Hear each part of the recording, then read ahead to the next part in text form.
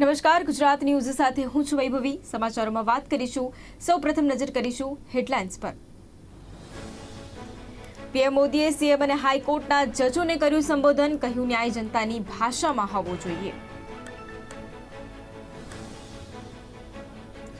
Gandhinagar civil હોસ્પિટલમાં મેડિકલની 20 વર્ષીય વિદ્યાર્થિનીને building છત પરથી પડતું મૂકીને આપઘાત કર્યો। અમદાવાદમાં આજે રેડ એલર્ટ, 2 મે સુધી હીટવેવ ચાલુ રહેશે। 2 દિવસ ગરમી 45 ડિગ્રીએ પહોંચવાની પણ આગાહી। કોલસાની અછત સાથે દેશમાં વીજળીની માંગે અત્યાર સુધીના તમામ રેકોર્ડ તોડ્યા। ઉર્જાની માંગ 2,07,011 મેગાવોટના સ્તરે પહોંચી। તો જેકલિન ફર્નાન્ડિસની મુશ્કેલી વધી, સંપત્તિ જપ્ત કરવામાં આવી।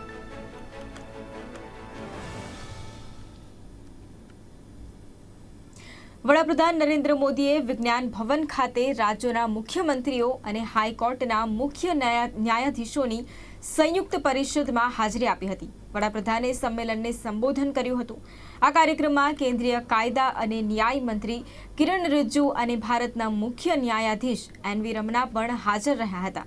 કોન્ફરન્સમાં વડાપ્રધાને કહ્યું કે આપણા દેશમાં ન્યાયતંત્રની ભૂમિકા બંધારણના રક્ષકની છે, પરંતુ વિધાનસભા નાગરિકોની આકાંક્ષાઓનું પ્રતિનિધિત્વ કરે છે। હું માનું છું કે બંધારણના આ 2 વિભાગોના આ સંગમ, આ સંતુલન દેશભરમાં અસરકારક અને સમયબદ્ધ ન્યાય વ્યવસ્થા માટે રોડમેપ તૈયાર કરશે। આઝાદીના અમૃત મહોત્સવમાં દેશ એક નવું સપનું જોઈ રહ્યો છે। ન્યાયિક પ્રક્રિયામાં સ્થાનિક ભાષાને પ્રોત્સાહન આપવાની જરૂર છે। પાયાની સુવિધાઓનો વિકાસ કરવો પણ જરૂરી છે। ત્વરિત ન્યાય મળે તેવી વ્યવસ્થા હોવી જોઈએ।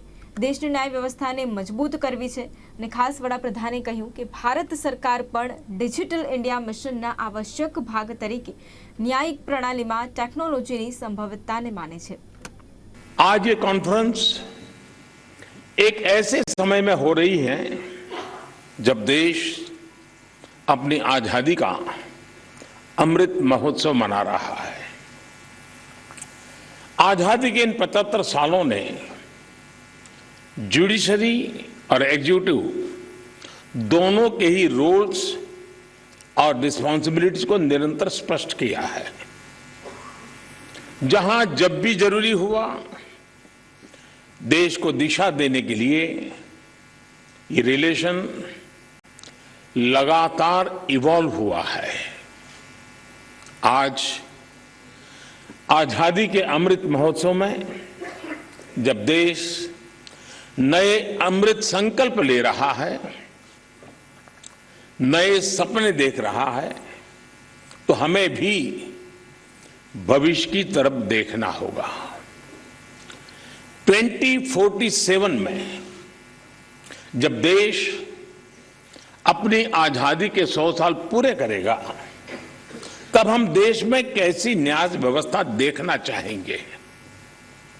हम किस तरह अपने जुडिशल सिस्टम को इतना समर्थ बनाएं कि वो 2047 के भारत की आकांक्षाओं को पूरा कर सके, उन पर खरा उतर सके।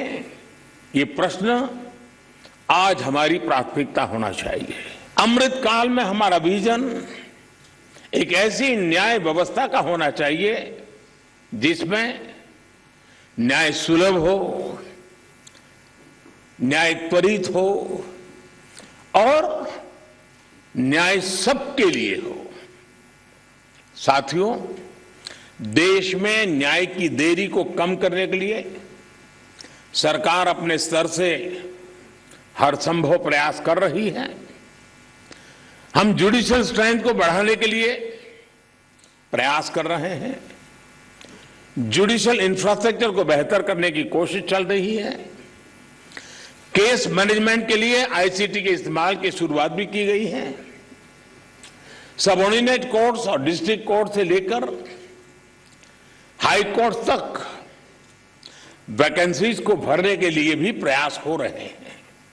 साथियों, आज पूरी दुनिया में नागरिकों के अधिकार के लिए, उनके सशक्तिकरण के लिए टेक्नोलॉजी एक इंपॉर्टेंट टूल बन चुकी है। हमारे जुडिशियल सिस्टम में भी टेक्नोलॉजी की संभावनाओं से आप सब परिचित हैं।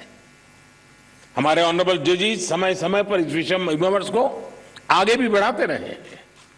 भारत सरकार भी जुडिशियल सिस्टम में टेक्नोलॉजी की संभावनाओं को डिजिटल इंडिया मिशन का एक जरूरी हिस्सा मानती है। उदाहरण के तौर पर ई कोर्ट्स प्रोजेक्ट को आज मिशन मोड में इंप्लीमेंट किया जा रहा है।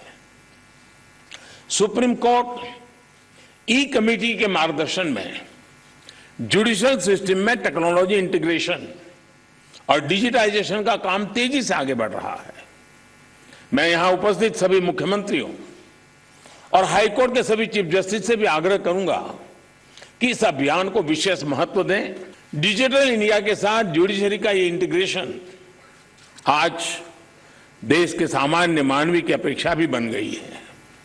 आप देखिए, आज कुछ साल पहले डिजिटल ट्रांजैक्शन को हमारे देश के लिए असंभव माना जाता था।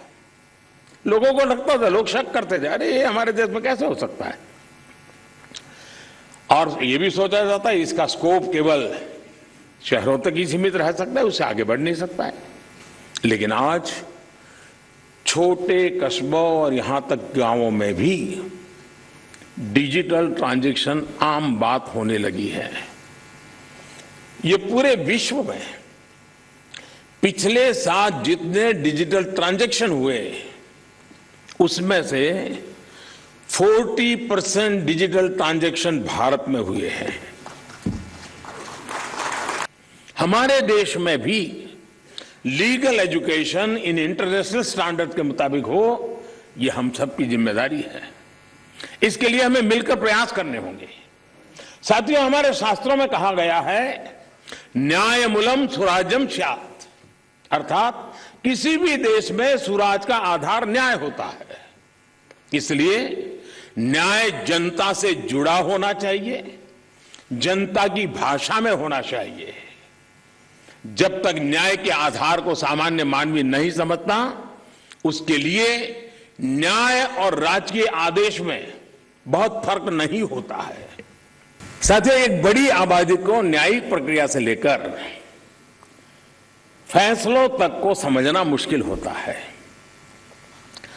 हमें इस व्यवस्था को सरल और आम जनता के लिए ग्राह्य बनाने की जरूरत है। हमें कोर्ट्स में स्थानीय भाषाओं को प्रोत्साहन देने की जरूरत है। इससे देश के सामान्य नागरिकों का न्याय प्रणाली में भरोसा बढ़ेगा, वो उससे जुड़ा हुआ महसूस करेगा। ગાંધીનગરમાં ડોક્ટરનો અભ્યાસ કરતી યુવતીએ હોસ્ટેલની છત પરથી કૂદીને આત્મહત્યા કરતા ચકચાર મચી જવા પામી છે। એમબીબીએસના બીજા વર્ષમાં અભ્યાસ કરતી યુવતીએ આત્મહત્યા કરી છે। આત્મહત્યા કરનાર યુવતીનું નામ આસ્થા પંચાસરા છે, જેણે વહેલી સવારે હોસ્ટેલની અગાસી પરથી પડતું મૂકીને આત્મહત્યા કરી લીધી છે। સૂત્રો દ્વારા મળતી માહિતી અનુસાર યુવતીએ એનઆરઆઈ સ્ટુડન્ટ તરીકે એડમિશન લીધું હતું અને પેપર ખરાબ ગયું હોવાની વાત સામે આવી છે। તદુપરાંત ઘટના સ્થળ પરથી સ્યુસાઇડ નોટ પણ મળી આવી છે। આ ઘટનાની જાણ થતાં જ ગાંધીનગર સેક્ટર 7 પોલીસ ઘટના સ્થળે પહોંચી વધુ તપાસ હાથ ધરી છે।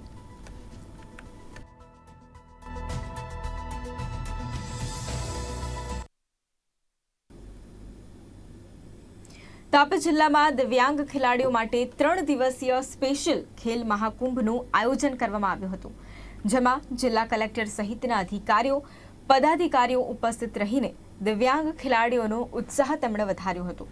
તાપી જિલ્લાના વ્યારા ખાતે યોજાયેલા ખેલ મહાકુંભમાં વિવિધ 4 કેટેગરી માનસિક, શારીરિક, ક્ષતિગ્રસ્ત અને અંધજન અને શ્રવણમંદ ક્ષતિવાળા ખેલાડીઓ માટે એથ્લેટિક્સ, ગોળા ફેંક, ચક્ર ફેંક, લાંબી કૂદ અને દોડ જેવી વિવિધ સ્પર્ધાઓ યોજાઈ અને જેને જોવા તેમજ માણવા માટે દિવ્યાંગોના વાલીઓ સહિત અન્ય લોકો પણ ઉપસ્થિત રહ્યા હતા। તંત્ર દ્વારા દિવ્યાંગો માટે સમાજના મુખ્ય પ્રવાહમાં ભળે તે ઉદ્દેશ્યથી આ કાર્યક્રમનું આયોજન કરાયું હતું।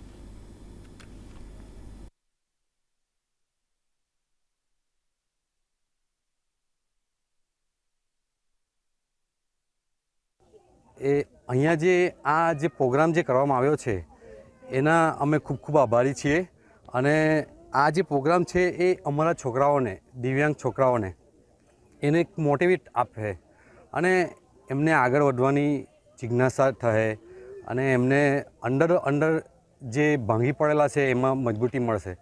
એટલા માટે અમે અહીંયા છોકરાઓને લઈને આવ્યા છે અને ખૂબ સરસ આયોજન કરવામાં આવ્યું છે અહીંયા આ તાપી જિલ્લાના બધા જ કાર્યકરો દ્વારા. તો એમનો બી અમે ખૂબ ખૂબ આભાર માનીએ છીએ. અમને સારી રીતના નાસ્તો ચા કરવામાં આવી છે. બધી જ રીતે અમને પૂરું પાડવામાં આવે છે કે સગવડતા. એ માટે બધાને ખૂબ ખૂબ આભાર માનું છું. તાપી જિલ્લાના દિવ્યાંગ બાળકોને જે ક્ષમતાઓ છે એ બહાર આવી અને ખેલ ક્ષેત્રે પણ આગામી નામના કેળવે અને રાજ્ય કક્ષાએ તેમજ આગામી દિવસોમાં જિલ્લા લેવલે અને પેરા ઓલિમ્પિક કક્ષાએ પણ પહોંચે એવા શુભ ઉદ્દેશ સાથે સરકાર તેમજ વહીવટીતંત્ર રમતગમત વિભાગ દ્વારા ખેલ મહાકુંભનો આજે પ્રારંભ કરાવેલ છે. દિવ્યાંગ બાળકોને પોતાના માતા પિતા પણ સારી રીતે પ્રોત્સાહિત કરી અને આ મોટી સંખ્યામાં લઈ આવેલ છે. તો આપણે આશા રાખીએ કે તાપી જિલ્લાના દિવ્યાંગ બાળકોમાં જે ક્ષમતાઓ છે એ સરકારના ખેલ મહાકુંભ થકી બહાર આવશે. એનામાં કોન્સન્ટ્રેશન વધશે, સફળતા વધશે અને એ લોકોમાં ખાસ તો ભણવામાં સાથે અલગ અલગ બાબતોની ક્ષમતાઓ વધશે અને આગામી દિવસોમાં એ લોકો સારું પરફોર્મ કરી શકશે.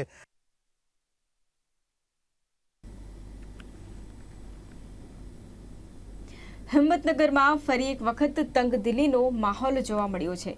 હિંમતનગરના વક્તાપુર ગામે બે જૂથ વચ્ચે ઘર્ષણ થયાનો મામલો સામે આવ્યો છે.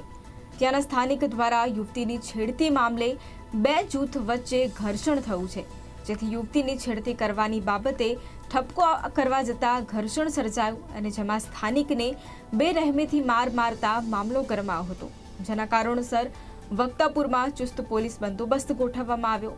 માર મરાતા ઘાયલ ઇજાગ્રસ્તને હિંમતનગર સિવિલ હોસ્પિટલમાં સારવાર અર્થે પણ ખસેડાયો છે અને આ સમગ્ર મામલે સ્થાનિક પોલીસને રજૂઆત ન સાંભળતા ગ્રામજનો અને મહિલાઓ મોટી સંખ્યામાં એસપી કચેરી રજૂઆત કરવા માટે ઉમટ્યા હતા, જ્યાં એસપી સમક્ષ છેડતી કરનારાઓની વિરુદ્ધ કડક કાર્યવાહી કરવાની માંગ કરવામાં આવી છે.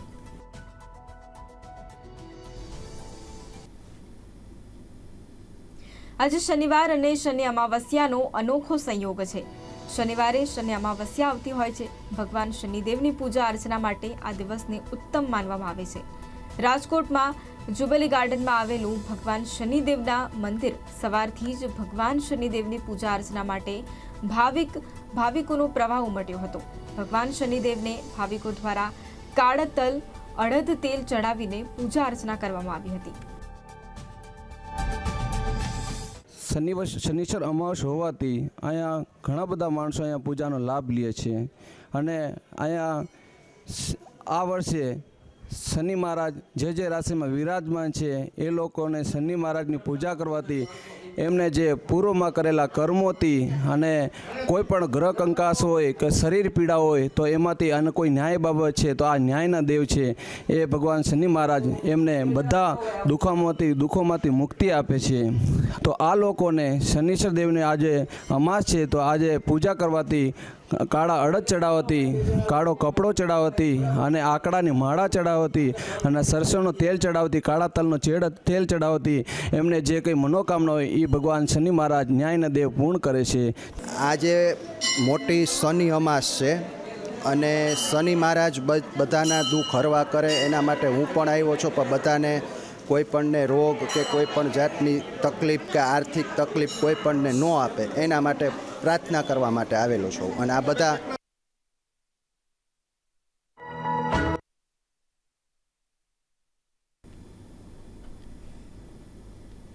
સુરત એલસીબીએ દારૂ પીપલાના અનોખા કિમિયાનો પર્દાફાશ કર્યો છે.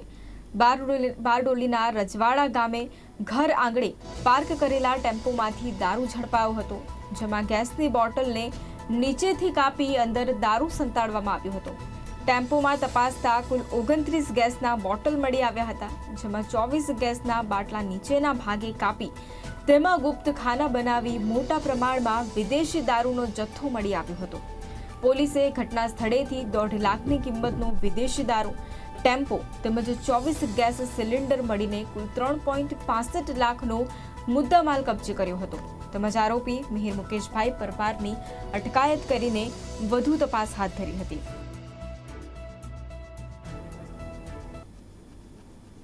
ગુજરાતમાં કાળઝાળ ગરમીને લઈને લોકોની હાલત કફોડી બનતી જાય છે.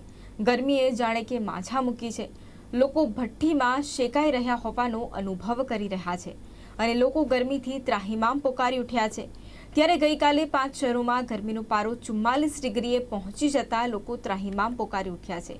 તો હવે હવામાન વિભાગે આગામી 2 દિવસ ગરમીનો પારો 45 ડિગ્રીએ પહોંચવાની આગાહી કરી છે. એપ્રિલ મહિનાની ગરમીએ છેલ્લા 10 વર્ષનો રેકોર્ડ તોડ્યો છે.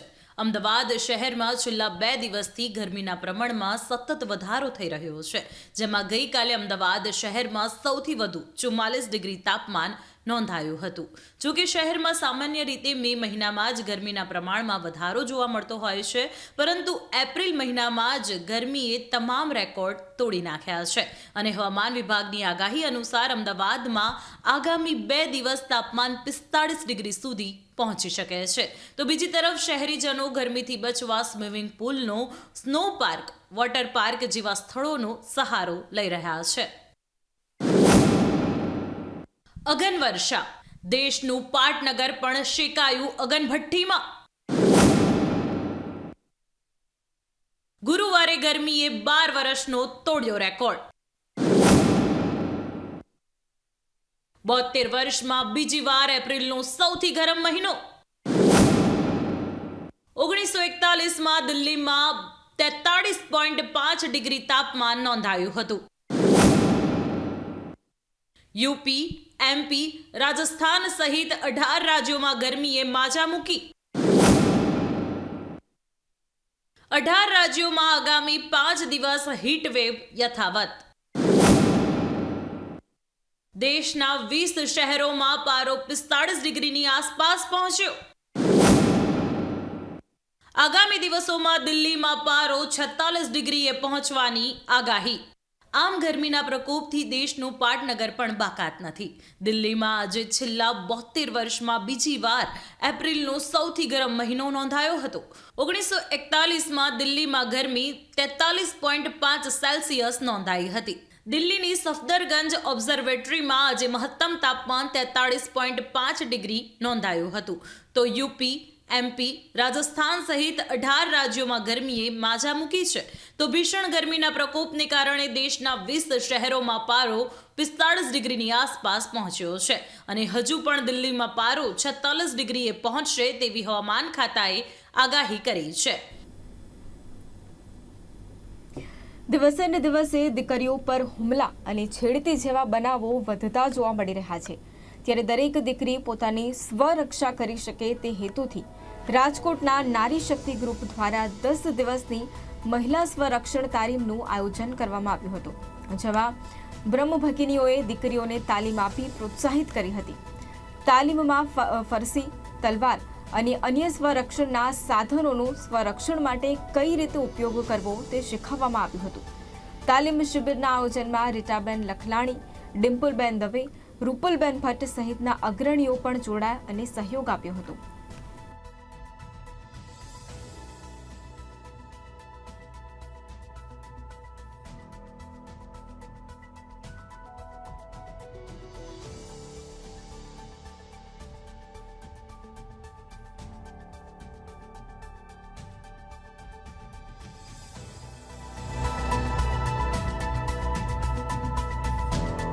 એમાં એવું છે કે નારી શક્તિ છે એટલે અમે શક્તિનું પ્રદર્શન કરવા માટે અને દીકરીઓને પોતાની રીતે સ્વરક્ષણ કરી શકે એટલા માટે.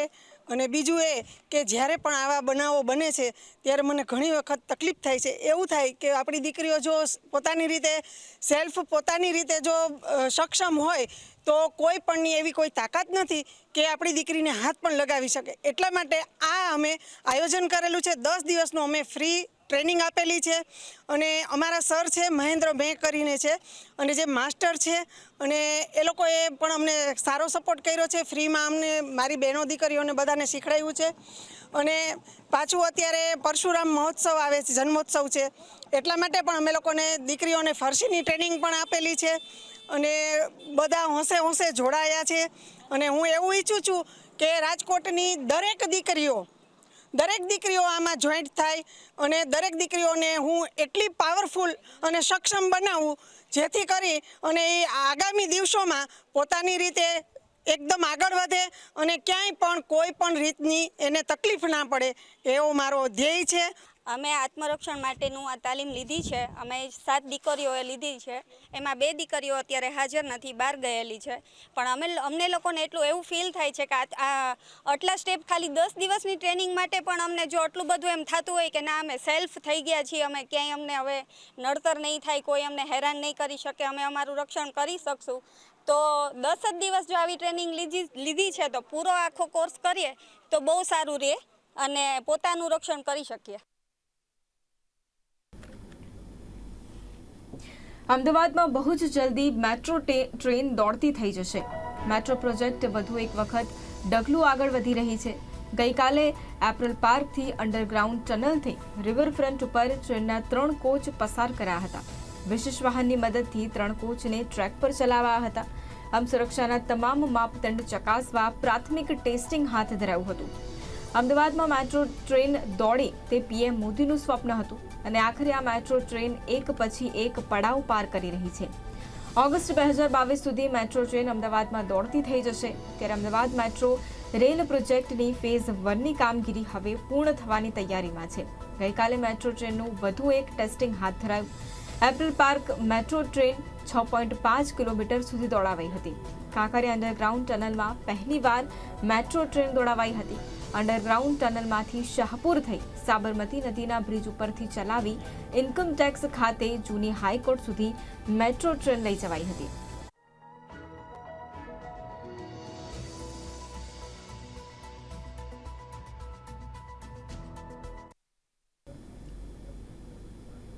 તેલંગાણાના યાદાદ્રી ભોંગીર જિલ્લાના મંદિરનગર યાદગીરી ગુટ્ટામાં શુક્રવારે એક ઇમારતની છત પડવાથી 4 લોકોના મોત થઈ ગયા હતા, જ્યારે અન્ય એક ઘાયલ થયો હતો.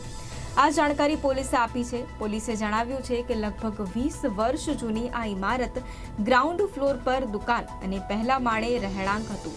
યાદગીરી ગુટ્ટા હૈદરાબાદથી લગભગ 60 કિલોમીટર દૂર છે. પોલીસે જણાવ્યું હતું કે આ ઇમારતની છત નીચે બેઠેલા 4 લોકો પર પડી હતી. દુર્ઘટનામાં આ 4 લોકોના ત્યાં ને ત્યાં જ મોત થઈ ગયા હતા. પોલીસે આગળ જણાવ્યું કે એક વ્યક્તિ ઘાયલ થતાં તેને હોસ્પિટલ ખસેડવામાં આવ્યો હતો.